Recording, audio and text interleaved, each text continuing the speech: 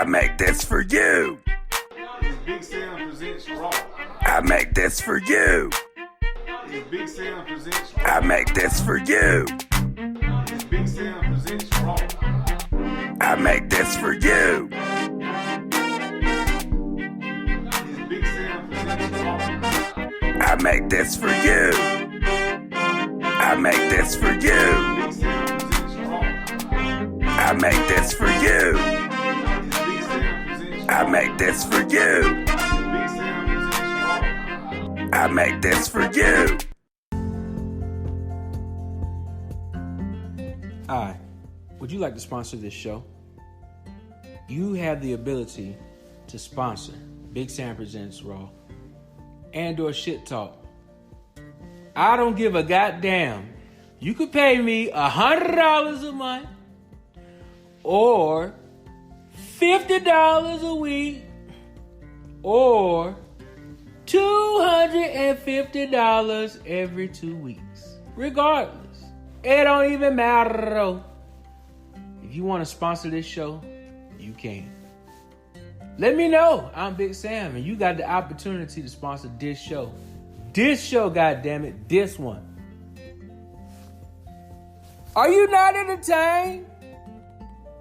Fuck you, because I wasn't trying to entertain you. Bye, bitches. And I started meditating and paying attention to how things feel, slowing down, taking stock before I took action. My life has changed a lot, and things are going incredibly well. And it's very exciting, but it's a little lonely out there, far on the leading edge. Then what's happening there? Because we've been saying that there's never a crowd on the leading edge, but there's certainly enough to be interesting. What's happening here is you've found a way to consistently stay in alignment, but you don't trust others. So now that you know that they're not necessary to your alignment, you can let more of them in now that you know you're stable.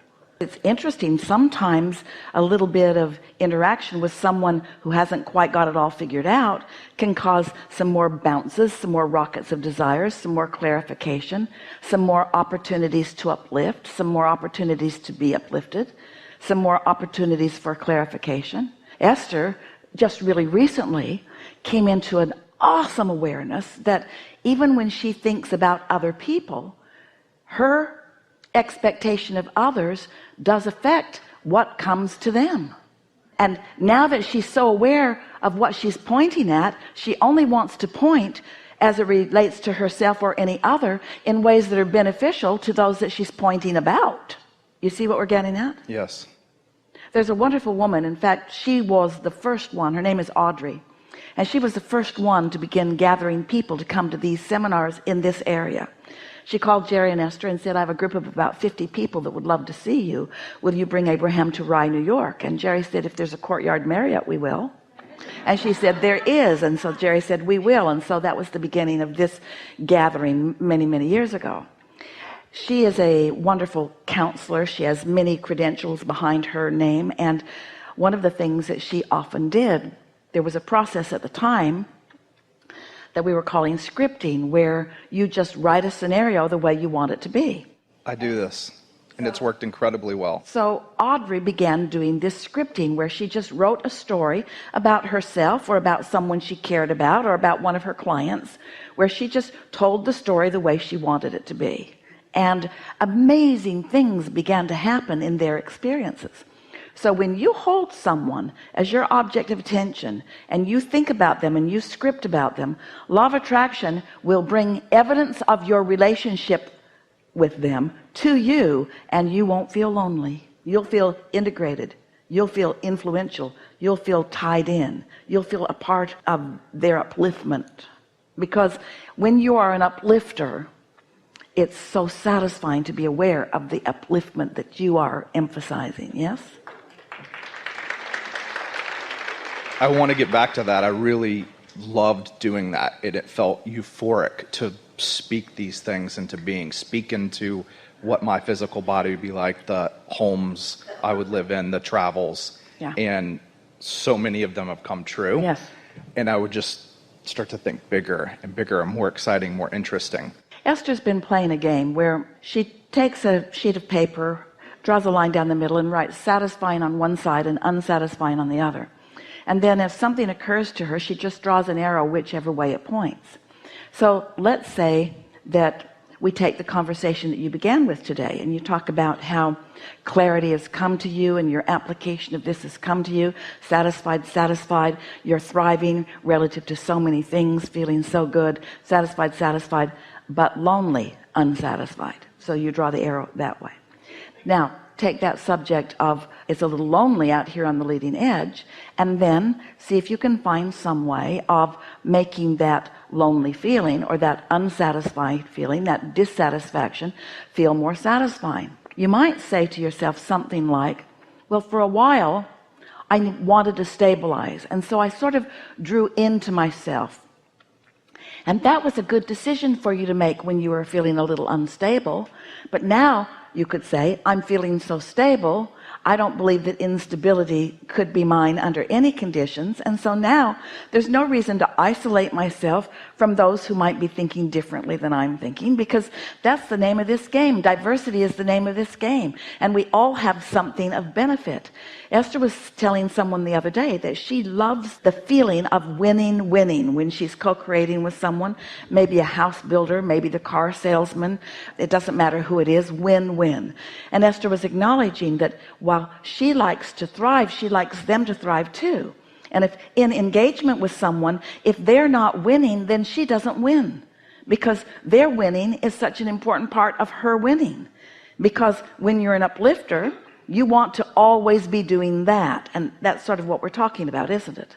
So while it might have been prudent to withdraw your attention while you stabilized and showed yourself how easy it is for you to thrive, now you've got a different priority, in that now that lonely feeling is maybe pointing you toward the fact that you're wanting to help some others to thrive too. So what we're getting at is this vortex that we talk about, this vibrational reality that you've created. There's all kinds of people that you've put in there, people who you care about, who are in there. You care about them, and so you must find satisfying thoughts about them. And sometimes they don't behave in satisfying ways, which means you've got to find a way to be satisfied anyway. You can't rely on them to behave in satisfying ways. And that's what makes you sort of want to throw some people out of your experience altogether, because you care about them and they misbehave, and then you feel bad and you think you have no control. But you do. You have control. You can be satisfied about them even when they're misbehaving. You can be satisfied because they're still in the early stages. You can be satisfied because they're still in step one. You can be satisfied because they're filling their vortex with all kinds of wonderful things. You can be satisfied because you know how it works. You can be satisfied because you once were there a little bit. You can be satisfied because you found your way out of it. You can be satisfied because they can too. You can be satisfied because they're really not any of your business except that you care about them. You see what we're getting at? You can bring yourself into satisfaction, and when you do, oh, it's so not lonely, because then you have access to everything. Sometimes people will come and they will learn about what we're teaching, and they'll get really good at applying it, and then they will say something like, but those people at work are so negative. And that's when we really like to begin having some fun with them, because if you need anybody to be different, Esther will say to people all the time, if it was just different, it would be perfect. The sales girl brought her something to try on, and Esther handed it back, and she said, how did you like it? And Esther said, if it was just different, it would have been perfect. There's room for improvement everywhere. That's what this universe is about, and it certainly is what you are about. More. Can I have a follow-up? So when I'm trying to think about how to spend my time for next week, for example, I could go to Bali, I could go to Tuscany, I could work on a work project in Tennessee, I could meet interesting people in New York City, go to dinner parties and talk about business ideas. There's a lot of choices there. And sometimes I get worried that if I'm spending too much time in New York City at the business meetings and at the cocktail dinners in that mode, that I'll forget about this kind of more peaceful side. And if I go do the peaceful side of Tuscany and Bali, I am in the pool or watching the vineyards or something, and I feel like I'm going to forget about the rest of the world and society and the social things. So I kind of swing backwards and forwards. But here's the thing. As you're evaluating that, it sounded a little human. And it's all right, because there's satisfying factors in all of that. But if you will just remember that you've created a vortex, and your inner being knows your innermost desires. Your inner being knows what you care most about. Your vortex has been pre-prioritized for you. All of the cooperative components have been gathered, and some of them are readier to pop than others. Some of them have greater potential for earlier satisfaction than others. Just like the plants in the ground, some of them are ready to harvest and some of them are just getting started. As thoughts are turning to things, the harvesting factor on some of them is more ready for the plucking than others. So if you just put in your mind mix, what would be most satisfying? What's the most satisfying way I could spend my time? By asking that and really meaning it. But before you do that, we think you'd be very good at it now, but we want to have a conversation with all of you about something really important, and that is, have you taken the time to identify and isolate and practice what the feeling of satisfaction really is? Do you know what satisfying is? Because it's not just relief. If you've had your tongue hanging out with meetings, and now you think about going to Tuscany and sitting in a winery and just sipping some wine and looking at the sunset, that might feel like relief, but is it satisfaction? Are you following us? So most of you can feel the difference between relief. In other words, we've noticed about all of you for a very long time. You get focused and things really get rolling, and then you get so busy your tongues are hanging out, and then you say, I need to slow down, and then you get bored. So you go from bored to overwhelmed and bored to overwhelmed and bored to overwhelmed, and you rarely stop in any long phase of satisfaction, but you could. So if you take a little bit of time when you find yourself feeling utterly satisfied, to stop and think about, to identify it, and then to isolate it by really acknowledging just how satisfied you feel, and then think about what the cooperative components are that are causing this feeling of immense satisfaction. Once you do that, then all you have to do is ask yourself, what would be more satisfying? Of course, when you're under the influence of your inner being, those thoughts are just naturally occurring to you, but you override them for bogus human reasons. It's like your inner being, because your inner being knows what's in your vortex and knows what's ripe for the harvest and knows where the greatest potential satisfaction right now is. Your inner being will give you an impulse to that, but so often you override it because it's not productive enough for you, or because it doesn't seem quite efficient enough. Doesn't seem like I should go from here all the way to over here. Shouldn't I go here, here, here, here, here along the way? There are so many human factors that aren't good factors. Your inner being really knows the path of least resistance to a steady stream of satisfying moments in time. The question is, and we talked about this earlier with someone here today, do you feel worthy enough to let yourself stay in a state of chronic satisfaction? Do you? Do you? Do you? Do you? Almost none of you do. You feel like you need to pay some price, or you need to demonstrate something that makes you at least appear to be worthy of the good stuff that's flowing. It's a rare one of you who could really say and mean, really know it and mean it when you say it, that you really believe that you are worthy enough, that you should be able to get on a trend, on a trail, on a track of following the guidance from your inner being that just leads you from one wonderful moment to another, to another, to another, to another, to another. Most of you aren't willing to do that because you don't feel worthy of that. This is a big conversation. Now, there's certainly plenty of worthiness going on in your experience, or you couldn't have allowed all the good stuff in that you've allowed in.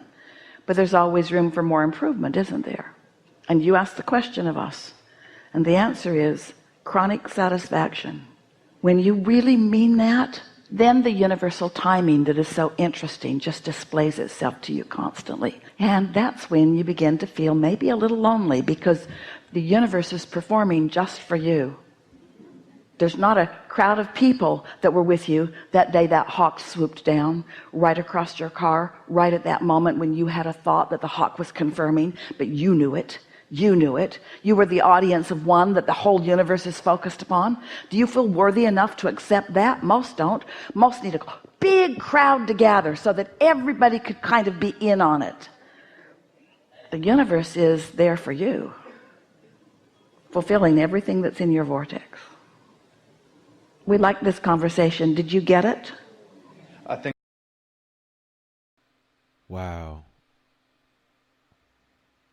That was some powerful content. Come on, somebody. Bless the Lord, oh my soul. Wow. It's Big Sam Presents Raw. I make this for you. I kind of want to start that over. Listen to that again. That was on time stuff. I'm looking at my I'm looking at my life and the opportunities that have been presented to me, and just evaluating, just even in the context of the audio that we just listened. With my particular situation, I have a lot of opportunities to do some shit that is like, holy shit, I only could dream of doing this kind of shit, but I don't do it, or I haven't engaged in some other things out of fear, out of the steps that we just heard. You know, it shouldn't be this simple. I should have to go through this, that, and the third to get what I want, and not understanding or even stopping and realize, yo, got what I want, you know what I'm saying? As well as be intentional to think of more stuff. And it's extra crazy because man, I'm developing a situation that's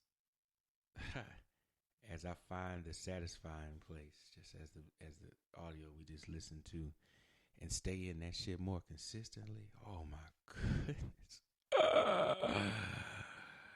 Oh man, I be tripping for nothing, really. I need to have sex. That's what I really, really, really need. Source energy. Let me see. I need to have some sex. Not just sex, but the sex I like. All the emotions and sensuality and excitement and fun and rounds, all that good stuff, the way I like it, you know. Go at it, chill, smoke a blunt, let it happen organically the next time, however it's gonna be. That first time, go and get it in. You know what I'm saying?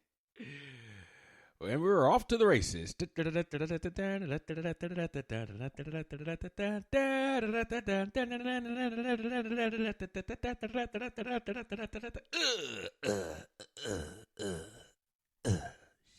goddamn girl.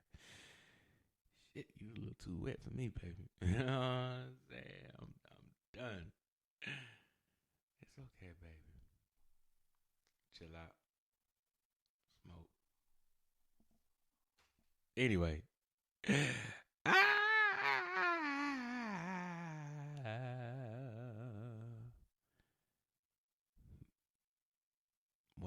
What I am envisioning is my podcast recorded on video with a team of writers, women that I'm attracted to 100% for me and the goals that I have, the vision that I have. Like, we combine on that shit. Not that they just become slaves, but, you know, they had individual shit that they was trying to do and goals they was trying to do, and the shit I'm trying to do lines with them, but they see, oh shit, he got a bigger picture. Yeah, I want to be a part of that. I want to help this king build that type of situation. And understand we got to move as a unit, as a family. You know, I ain't trying to be with like 70,000 women's. No, sorry, I want my little core that I move around with, travel the whole entire globe, doing shit with. Hold on, let me play this shit so I can bust this goddamn blunt. What's up, everybody? It's your homie Big Sam. I want to say thank you so very much. Thank you for subscribing and listening to my podcast and making my shit the hot shit right now. And that shit just going. Hold on, I'm hungry. Thank you for making my shit grow, goddammit. Eating this damn grilled cheese sandwich. Hey, if you don't know about podcasting, you need to be on this shit. Podcasting is so goddamn cool. You can do what the fuck you want to because it's your shit. You can eat a grilled cheese sandwich, talk shit, and be spitting all in the goddamn camera if you want to. Or you can subscribe to goddamn Big Sam Presents Raw. Or hashtag Shit Talk. SHTTALK. Either way it go. If you ain't on podcast, you still need to subscribe to my podcast. Because I am.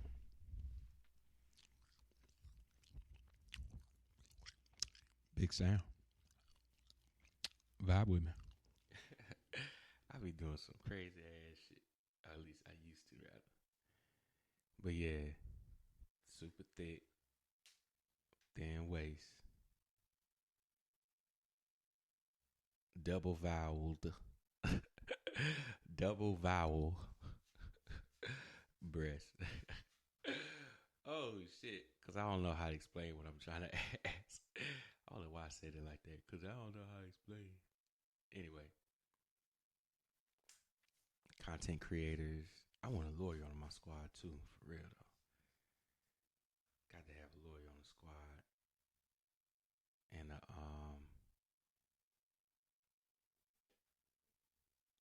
one that's into like nutrition, but know how to, get me on it. You know what I'm saying?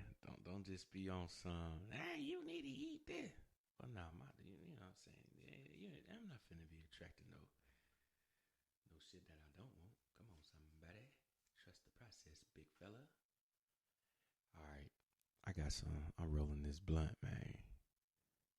I got 0.7 in here. 0.7. But this shit look too small for me, so I'm about to fill it in. Oh yeah, a grower. You know what I'm saying? Want to know how to grow this shit and keep it cool and low key.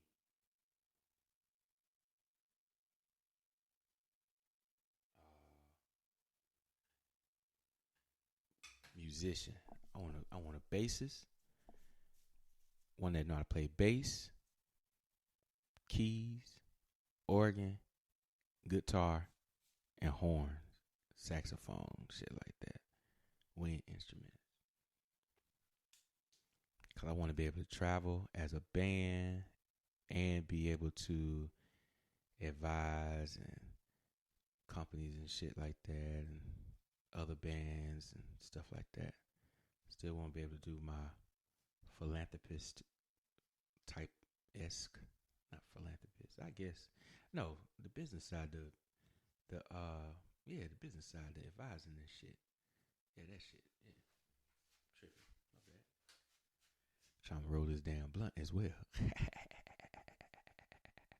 Because depending on how soon I get this shit rolled, I might like this motherfucker. And get on down with the get down. Oh, shit. Because in a few minutes, after 9, I got to start back calling the AC people. Get my AC fixed. Or looked at, I should say. Make sure it don't need to be charged. They're going to overcharge for some fucking vents. No, they're not. Don't say that. Don't say that. All right. Let me roll this damn blunt. I'll be back in about a minute and some seconds. Today.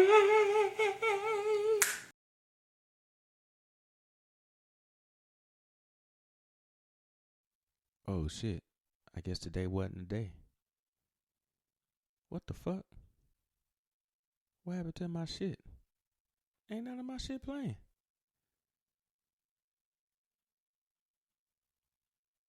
What in the world?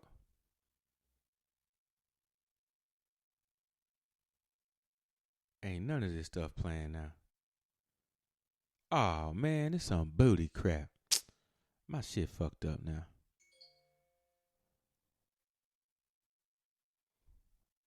Ain't none of my shit playing. Fuck it.